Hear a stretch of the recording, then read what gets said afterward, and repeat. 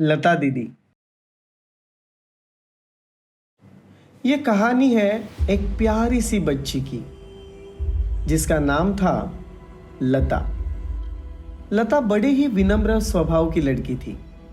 सबसे आदर और सम्मान से पेश आती थी। उसके पिता एक बहुत बड़े नामचीन गायक थे। उनके पास दूर दूर से लोग शास्त्रीय संगीत सीखने आते थे, जो सारे ही लड़के होते थे। उनके घर में हमेशा सुरों की महफिल सजी रहती थी और लता उस संगीत में डूबी रहती थी। लेकिन लता को संगीत सिखाने का ख्याल कभी भी उसके पिताजी के मन में ही नहीं आया, क्योंकि उस समय लड़कियों का संगीत सीखना उतना प्रचलित नहीं था।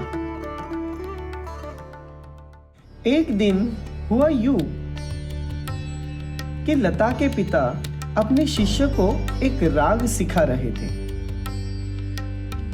उन्होंने उस शिष्य को एक बंदिश सुनाई और कहा,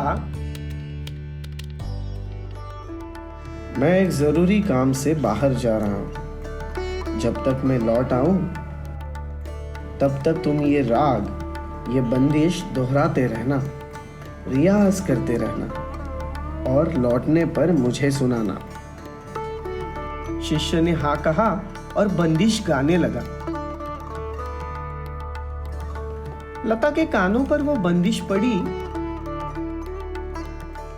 तो उसे सुरों में कुछ गड़बड़ी लगी। शिष्य उस राग को गलत तरीके से गा रहा था और गाता ही चला जा रहा था। लता से उसकी गलतियां सही नहीं गई और उससे रहा भी नहीं गया। वो शिष्य के पास आकर बोली, माफ कीजिए भैया, लेकिन आप ये राग गलत गा रहे हो। अगर आप बुरा ना माने तो क्या मैं आपको ये गाकर सुनाऊं? शिष्य हैरान हो गया, लेकिन प्यारी सी लता की विनम्रता को देखकर उसने हाँ कह दिया और लता गाने लगी। वो ठीक उसी तरह गा रही थी जैसे उसके पिताजी गाया करते थे। शिष्य को अपनी गलतियों का एहसास हुआ। अब वो लता से सुनकर उस बंदिश को सुनते सुनते ही उसे दोहराने लगा और तभी लता के पिता घर में दाखिल हुए और उन्होंने लता को सुरीली आवाज में गाते और अपने शिष्य को सिखाते हुए देखा। वो लता के पास आकर बोले, लता, मैं कई सारे गवैयों को संगीत सिखाता रहा, पर मुझे ये ख्याल ही नहीं आया कि एक गवैया मेरे अपने ही घर में छुपा है। ये बात सुनकर छोटी सी लता मुस्कुराई और पिताजी बोले, चलो आज से तुम्हारी संगीत की शिक्षा शुरू। लता खुशी से फूले न समाई और उसी दिन से लता ने मेहनत और लगन के साथ संगीत की आराधना शुरू कर दी और देखते ही देखते वो संगीत की दुनिया का वो तारा बन गई जिस तक पहुंचना किसी भी गायक के लिए नामुमकिन है। जानते हो ये कहानी किसकी है?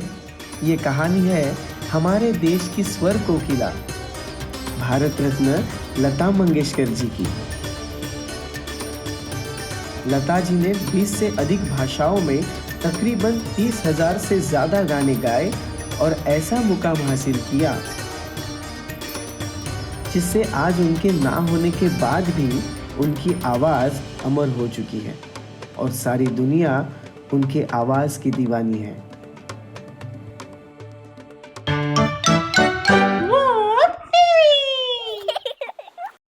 ऐसी अद्भुत कहानियों को देखने के लिए सब्सक्राइब कीजिए, लाइक कीजिए और बेल आइकॉन को दबाइए।